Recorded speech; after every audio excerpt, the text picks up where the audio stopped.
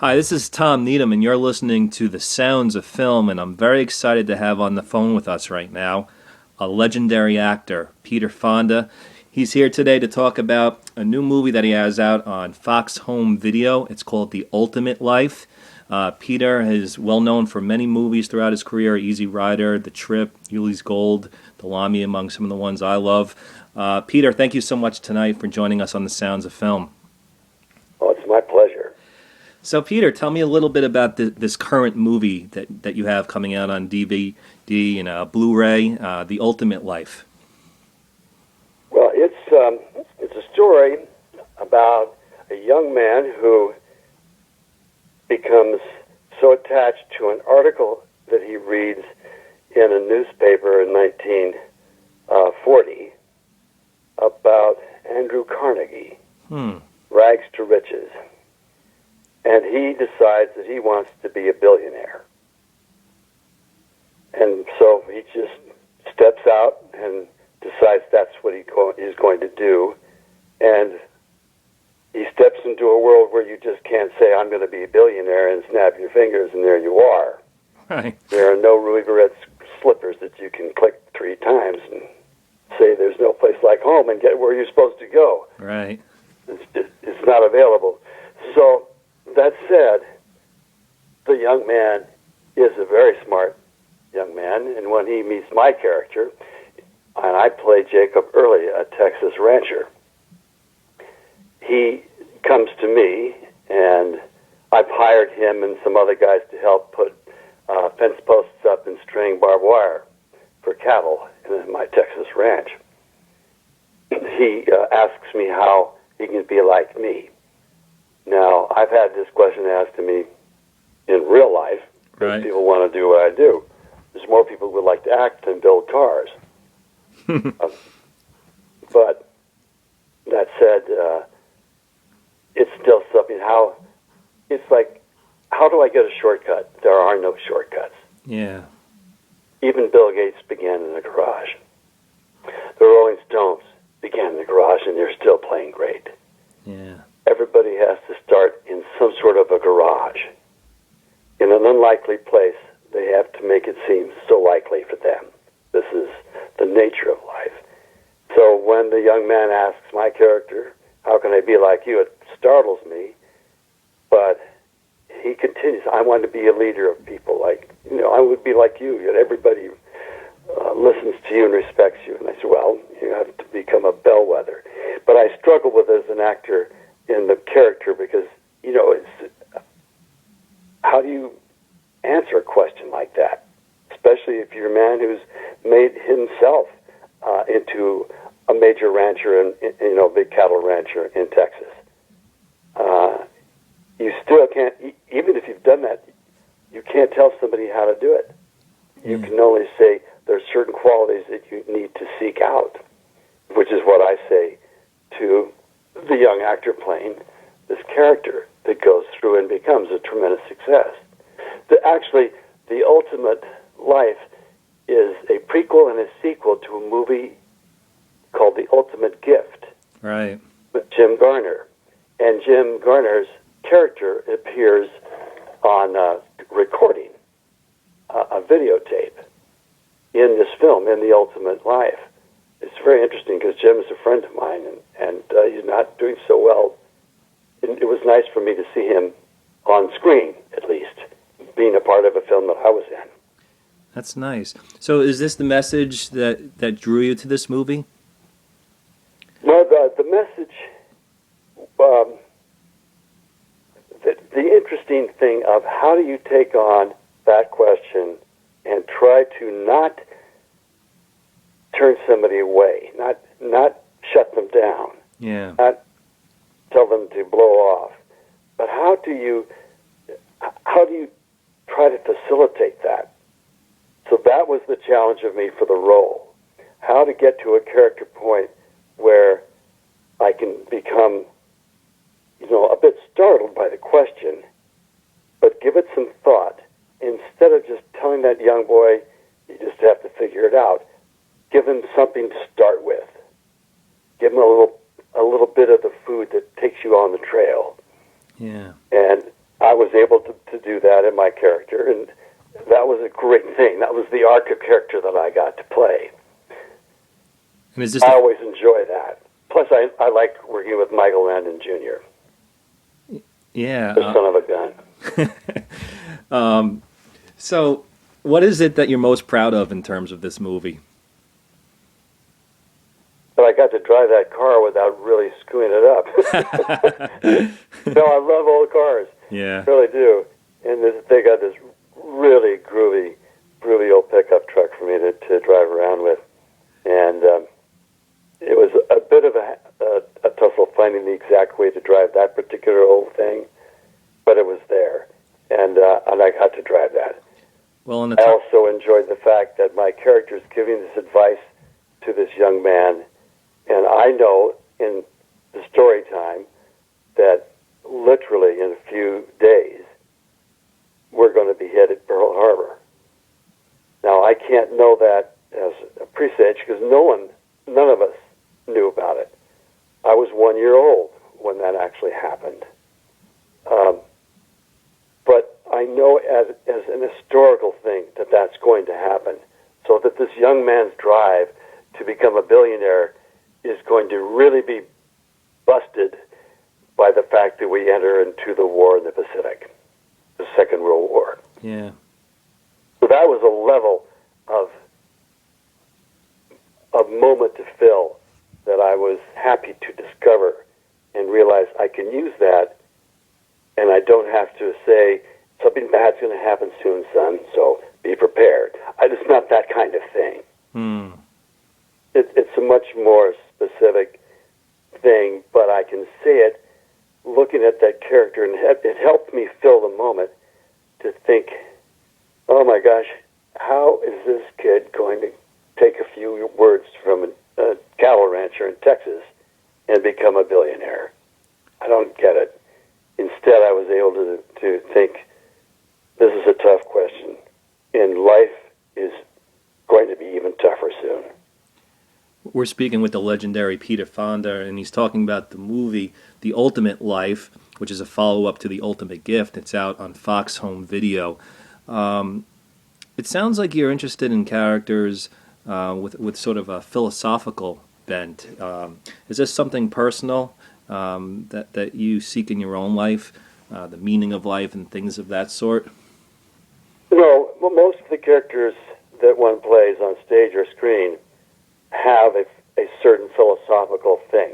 And you get that by really investing in that character. You find out everything you can about that character, or you bring it to it. And this is what we get paid to do. It's not just memorizing lines.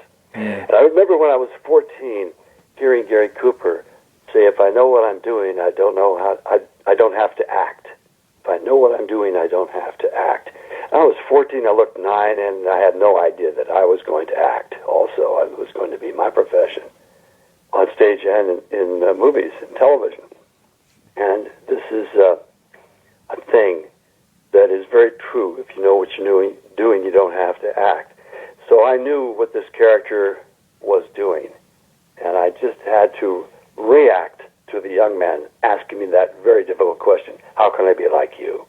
And instead of disregarding it, take it seriously and give him without a lot of verbosity, without a lot of proselytizing, just enough for him to not be turned away, but keep him going on that road.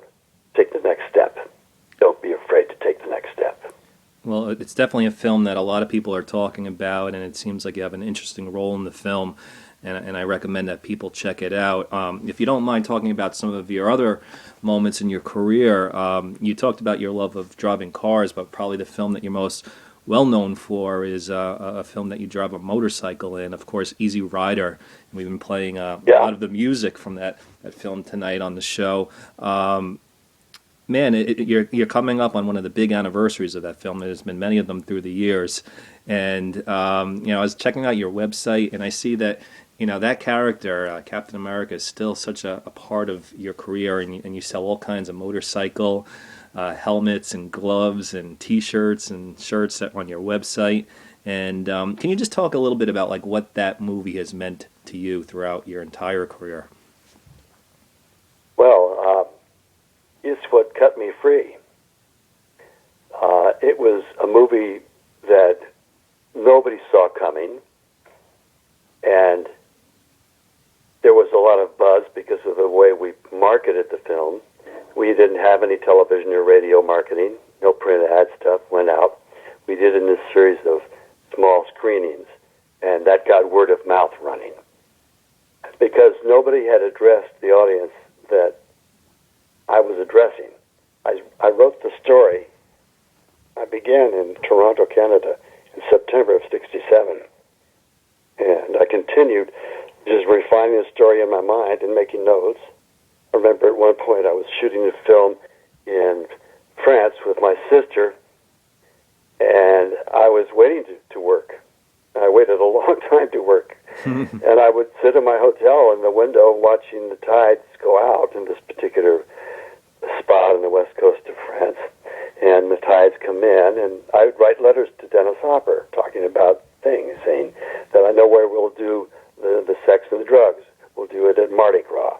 We'll have 150,000 people in costume we won't have to pay for. In parentheses, I said, I was listening to Roger Corman, because that would be Roger's, how can I get it for free? Yeah. And it was that kind of thing. And I enjoyed getting into that and telling that story. In fact, at that particular location in France, we were, the company and some of the sets were in this old chateau, really old thing. And my dressing room was in there, and it was pretty darn cold sometimes. And at one moment, it was pretty cold, and I hear this scuffling up the stairs, and a cough, and in walks Terry Southern, whom I know. And he said, I haven't had anything to eat, Fonda. You obviously haven't gone to work yet. You want to eat something with me? I said, sure, come on, Terry, let's go down. And during the dinner, he said, what have you got? What are you doing in life? And I told him the story. And he said, oh, my God, that is the most commercial story I've ever heard. I want to be a part of it. Wow. And I said, Terry, he said, well, what are you and Dennis going to do? I said, well, we want to find a writer who can put it in script form for us. And then, because we need that in order to break it down and make a schedule and make shooting things that make sense. And Terry said, I'm your man. I said, Terry, your fee is the budget of this film. I can't afford you. He said, no, you don't understand. I'm your guy. And he did mentor me and Dennis into the script. It was a character that I had created, so all the way through the delivery, finally when we're putting it on film, there wasn't a moment when I didn't know what I had to do. There was a lot of underplaying, tremendous understated playing. Did you have any sense when you were making the film that this would become the iconic movie that it's become? I didn't know that it would become an iconic movie. I just knew it would be a commercial success, that I would have a track record then as a producer, writer, and actor, along with Dennis, whom I hired as the director, because I knew he had that ability and he had that taste in his mouth. He needed to do that. And we just, it happened.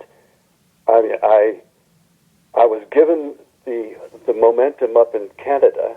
It's a very bizarre thing, which would take far too much time for me to tell you.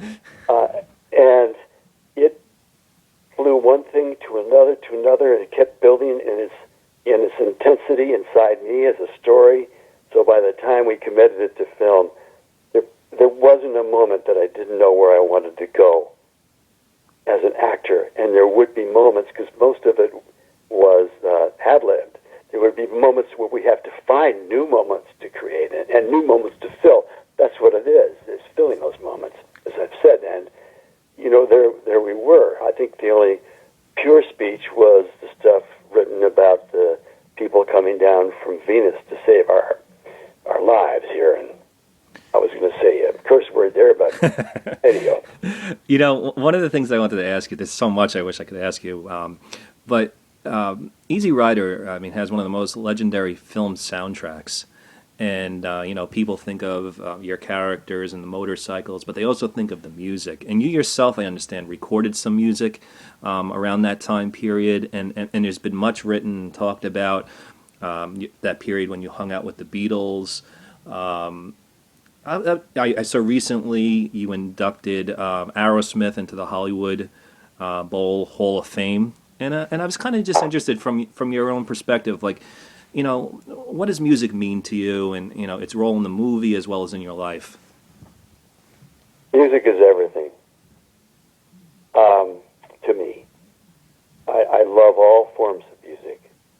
As I'm sitting here talking to you, I'm looking in the corner at my Martin D41 six-string guitar, and I haven't played it enough in the last 2 or 3 years, and I've really wondered why.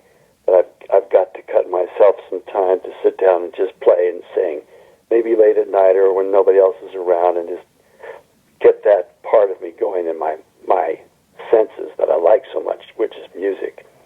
And I realized that we would need music in this film to cover a lot of stuff, and the music had to be generic to what we were doing. And I just gave my record collection to Dennis, and he took his record collection, and he chose all the songs. I did not. He chose it. It was all his choice, and they were brilliantly chosen songs, I thought. It ran the spectrum. And what had never been done in film before, we used already recorded music, and each of those songs in their own venue had already been hits. Right. And we put them to this film. I will be forever joined at the hip with John Kay in Steppenwolf. Yeah. Forever joined at the hip with John Kay, Robbie Robertson, all the Byrds, David Crosby. Crosby's still a friend. I still am in touch with McGuinn. Everybody that was performing on those tracks, we got for $1,000 a piece. Oh, that means goodness. that wow. The man who wrote the song got $1,000. The guy who sings it, the guy who played in the band, everybody got $1,000. You can't do that today. Unfortunately, it was too successful. Now you have to beg and scrape. Yeah. I remember at the end of Ulee's Gold, I realized that we had to have Van Morrison's Tupelo Honey, and Victor Nunez, the writer-director, and editor and cameraman, he did all. He said, "We can't afford it." I said, "Let me try some of my little magic. Let me go through the back door." Just lightly through the back door. And I sent a video of a rough cut of the film to Van through his assistant, who got it to him, and he granted us the rights for free. Oh, But that he said it was such a beautiful movie, he was thrilled to have that song in there. that's great. I told him that, when I took the movie, when I read the script, it was a brilliant script, but up until that moment, I had got down to actually start doing the work of Ulee Jackson. I thought that Tupelo Honey was just a great song by Van Morrison. I would find out what Tupelo Honey really was, and it is a remarkable thing. You mentioned Ulee's Gold. Plays a big thing in that moment. The music that Victor has over the rest of the film is just perfect. It's simplistic enough, and it's not too simple. It's touching, and it's lilting, and it's uplifting, and it's dangerous, and it's very simple. It's not a big orchestra. It's a very simple score, if you remember the film. Yeah. But boy, when Van's song comes up at the end, for the end titles, it's hard for me, watching that film, not to get emotionally twisted by it. Yeah. Then the song continues as the titles are crawling. This is just words on the screen, moving up. These words keep going, and then he's thanking people, and the bees. And I must have seen this film thousands of times, well, hundreds of times, and I was always extraordinarily moved by just that one little thing written in this credits call, thanking the bees. It just said, "and the bees." It was beautiful. What? The music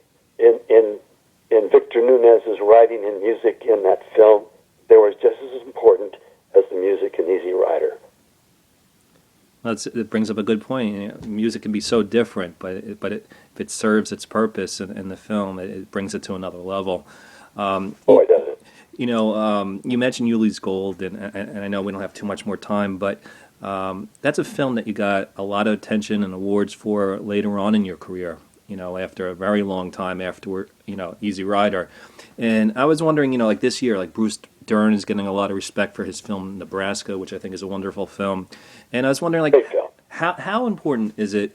I mean, you already had achieved so much success in your life, but to have that second time around, again, much later in life, is that important in any actor's life to do it one more time? Oh, you bet. And one more time, and one more time, and one more time, because there is no mandatory retirement factor. Yeah. You can act till you drop. And that's what I look forward to in my life, is that I continue. Somebody's got to play Grandpa. I was the grandfather in Ulee's Gold. Right. You know? And then I did the Limey. That's far out. That's a big switch of characters. and I had a blast doing the Limey with Steven Soderbergh and Terrence Stamp. You know, it was a great time. And so these moments will continue. And they'll come, and if I'm smart, I'll sit down at that instrument and play it like nobody else could. And then I get to do the performance that Bruce Dern gave in Nebraska. And all the other characters in Nebraska. I was at a screening for that film at the Writers Guild. And afterwards, there's Bruce and Alexander Payne, whom I knew, because Alexander had met me for that role. Oh. I came up to Alexander. I said, you know what? I never could have given that performance. I'm too young and too pretty. I said, well, anyway, what a director does is 80% of what a director does is casting. Yeah. Alexander says 90%. That's funny. You know, in a way, he's right. You pull the right people together, and they know how to do their stuff.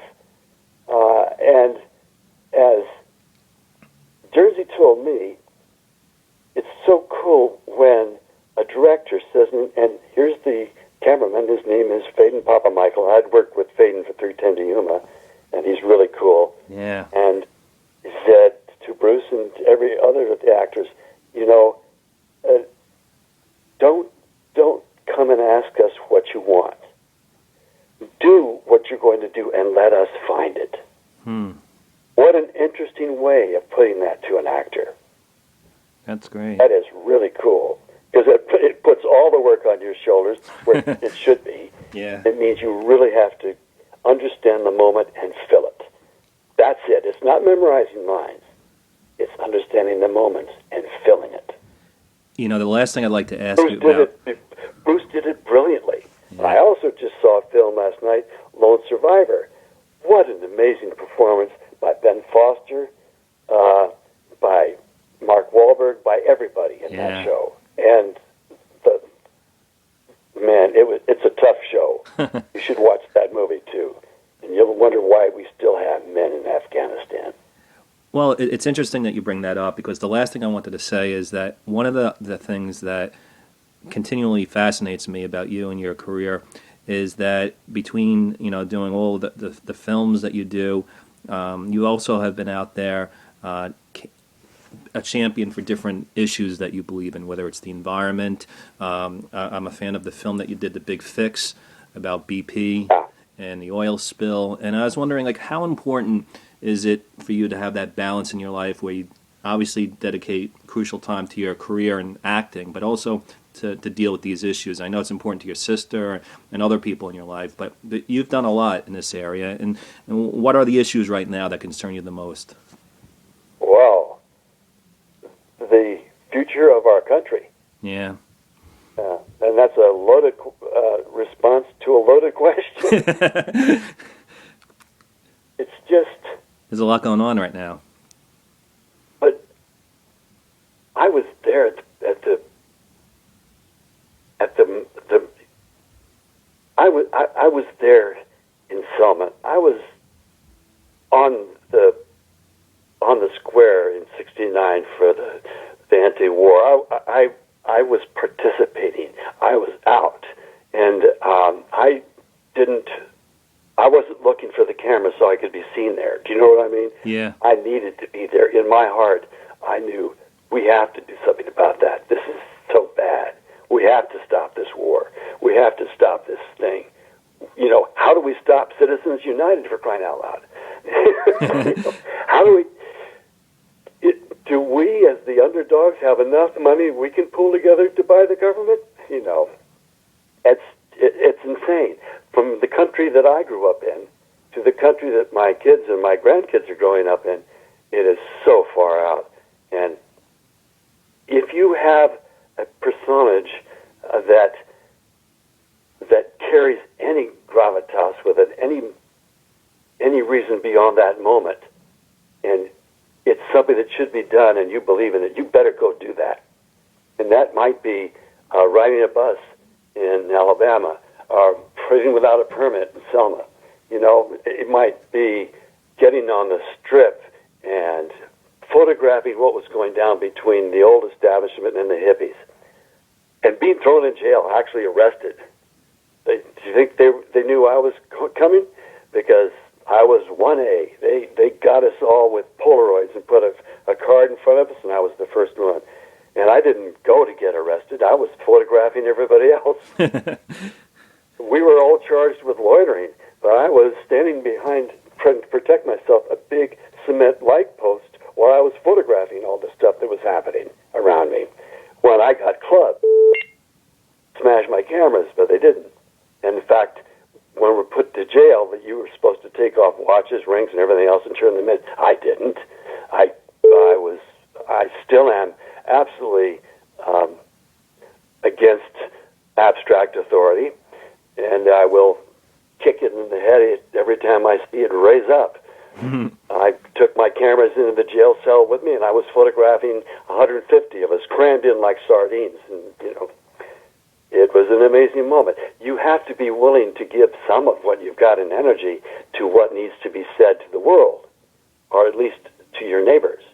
And in our sense, our neighbors are supposed to be the country. We're all supposed to be citizens of a country. But look how divided we are. I mean, if there is there continues to be a war on women. I cannot understand this. That the Equal Rights Amendment hasn't passed, that somebody's going to dictate to a woman what she can and can't do with her body, and these are men that are deciding this and making the most obscene laws to cover their little precious attitude.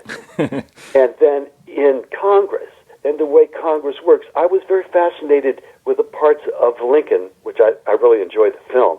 I was fascinated by watching the way Congress was working at that time when they were going to vote for the proclamation. And the way, you know, Daniel Day-Lewis is just a genius. He brings to a role. But also Tommy Lee Jones, everybody in that film, you saw that same backroom stuff going down. And that was in 1862. 1863, you saw that same thing happening then. It's happening now, and it's even worse. Well, when you think back to, you know, Easy Rider, and you mentioned the protests of the '60s and so forth, there maybe is more for people to be upset about today, but it seems like people are less active today, and there was Occupy Wall Street, but it just doesn't seem that there is the movement today, or the motivation of the people, even when they're being hurt themselves sometimes. Why do you think that change has occurred? Yeah, it doesn't seem. It is. It doesn't seem to be. Unfortunately, it is the way you're describing. There is a disconnect, and perhaps things have been made too easy for the generation that's coming up, which is after the generation of my daughter. And these kids, they seem entitled to everything. And they act that way. And it is an embarrassment. Because I think I never figured I was entitled to anything.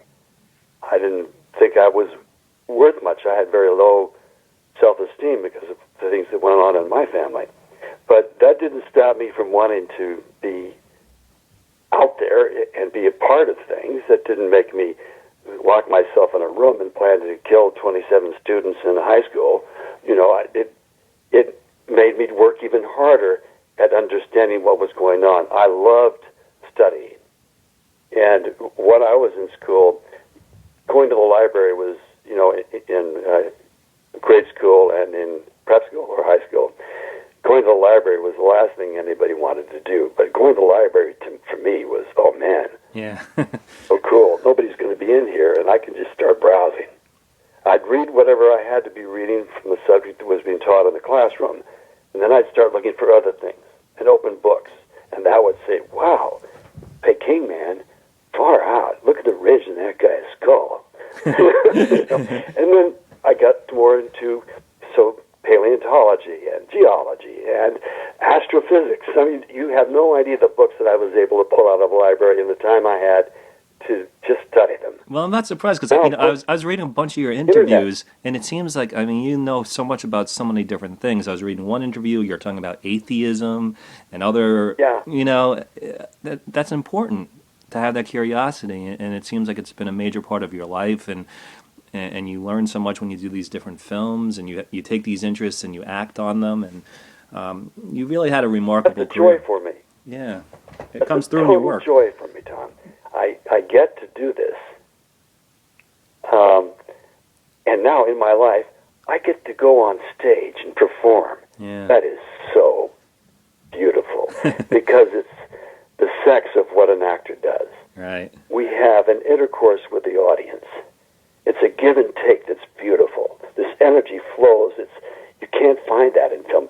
You can do it, but it takes extraordinarily good editing. Everything has to be good, all the elements to make that moment happen in film that can happen so easily on stage. And it leaves a great taste in my mouth. It's something that if you're given the permission to go out and be a performer, whether it's a singer, a writer, a poet, a musician, it doesn't matter, the performance arts. When you're given that permission, you best perform as best you can. You do it well or don't do it. There's a wonderful line from a Bob Dylan song called Buckets of Rain. Yeah. And it's really cool, separated out. Bobby always said, oh, no, I'm just a great phraseologist, Peter, just sing it the way you want to sing it. And I said, no, listen to this line that you say. Life is sad, life is a bust. All you can do is do what you must. You do what you must do, and you do it well. The song goes on to say, I do it for you, honey, baby, can't you tell? But if you just leave it at, you do what you must do, and you do it well, it is such a fuse to light. As long as the person who's holding the fuse realizes that here it comes, I'm going to explode onto the scene. Here I go, boom. And I best do it perfectly. Well, that's great. Some other people are waiting in line, and if I don't do it right, I won't get a second chance. Well, that's a fantastic that attitude. kind of thing behind you, there's very little that you can't accomplish as long as you work very hard. You do what you must do. In acting, it's not, as I've said, just memorizing lines. Finding those moments. My sister goes to the set worried, almost terrified, she's told me, about if she's going to find any moments.